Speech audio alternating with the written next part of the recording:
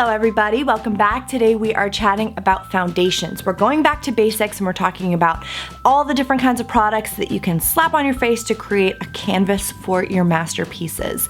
This is in collaboration with the Cool Down blog. I'll leave a link down below. I typed up a pretty lengthy blog post. I'm going to touch on the tips that I'm chatting about in the article here in the video today. But over on the website you can check out all the other videos I've made with them and the different articles I've written, and then check out everything else that's on that website because there's a lot of really cool, inspiring stuff. So if you want to have a conversation with us about foundations, then just keep on watching. So the first tip I have, which I think is probably the most important, is to match to your chest and the rest of your body and not to your face. I know that personally, I use SPF on my face every day, and especially in the summertime, so my body gets a nice rich tan, but my face generally stays fairly pale. Now when you're choosing a foundation, the purpose of it really is to even out your skin tone and make it so that your skin matches the rest of your body. If you're going based on your face color, it's going to be lighter than the rest of your body. You may feel insane picking something up that's a couple shades darker than your actual skin color, but you want it to match the rest of your body. So make sure that you're matching to this part and not just to this part, and you want to be adding little streaks of foundation on your jawline here and seeing if it matches the rest of your body. Second tip I have for you is to get samples. You can get samples at Sephora, you can get them at makeup counters. Ulta generally does not do that, and you can't do that at the drugstore either.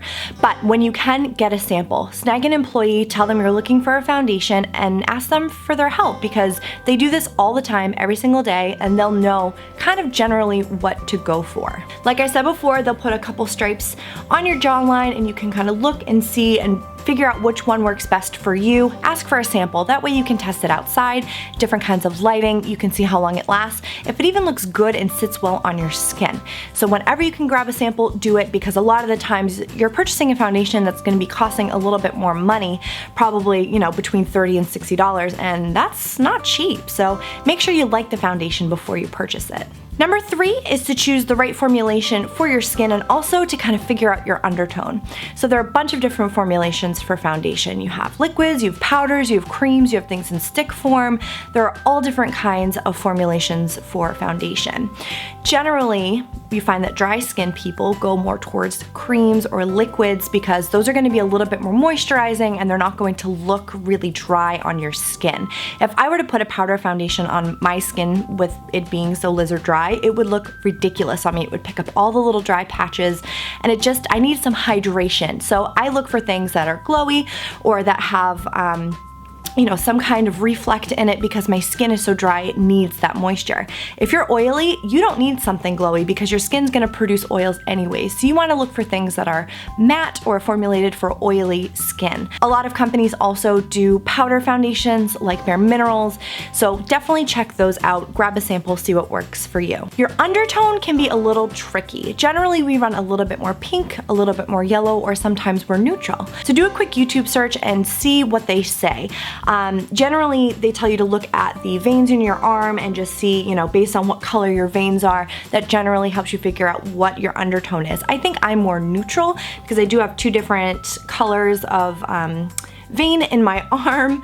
It's not foolproof, but it does help you to kind of navigate your undertones, because when you look at foundations in a line, if you look at a shade range, generally there are some that are a little bit more yellow, some are a little bit more pink. So you just kind of want to figure out what might be best for you, and then of course try it on. If it doesn't work, you're not that skin tone, but it always helps to kind of go in with an idea. So do that YouTube search before you head out for foundation. Primers are super, super important, and you want to put one of those on your skin before your foundation. It can change how your skin feels and how it looks when you're applying your foundation over top. For dry skin, I know that I like to go for things that are more moisturizing, like the Too Faced Hangover RX Primer or the Glossier Priming Moisturizer, because they help to add hydration to my skin. If you're more oily, you want to look for something that's going to help mattify your skin or maybe take that down. So they have all different kinds now for combination, acne prone, in drugstore and in like Sephora and higher end places. So if you can, grab a sample because they can be pretty pricey, but it does help, and it helps with the longevity of your makeup and then just how it applies too. You can see see the difference on skin that is primed and skin that is not. If you go on YouTube and you look up different first impressions for foundations, a lot of the times gurus will do one half of their face with primer, one half without, because foundations tend to perform a little bit differently with a primer on. Google reviews and swatches is huge. You can always find me with my phone in the aisle. I'm always looking up different foundations. I'm looking up reviews, swatches. I like to see how they actually look on people.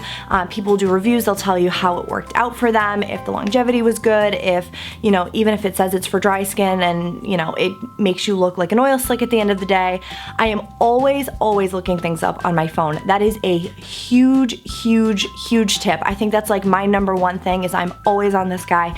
Even with things like blushes or lip colors, I like to see what they actually look like, because in the bottle you can't always tell. And when you're blending something in, it can change the way that it looks after you've applied it. So that is like a huge tip. Use your smartphone in the cosmetics store.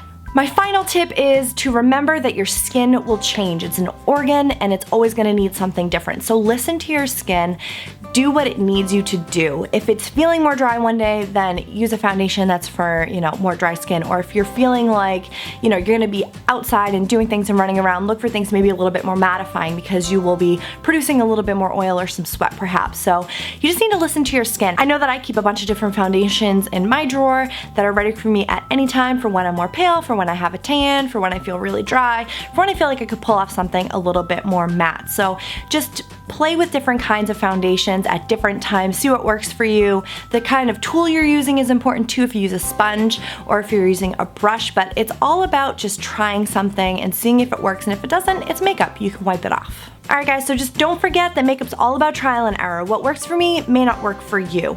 It's gonna be different on everybody. Even if you read a review and somebody says it worked really well for them, it might not work for you, and that's okay. Makeup's fun, and it's just about playing with things and seeing what works for you and what doesn't. So make sure that you're checking out the return policies for the different stores you're shopping at, because a lot of them are really easy to make a return if a foundation shade doesn't work for you or the formulation just isn't right. So like I said, I have a full blog post over on cooldownblog.com. I will leave the link, like I said, down below. If you guys have any recommendations or any questions, let's have a conversation. Leave a comment down below. Thank you guys again so much for watching. I hope to see you in the next one. Bye!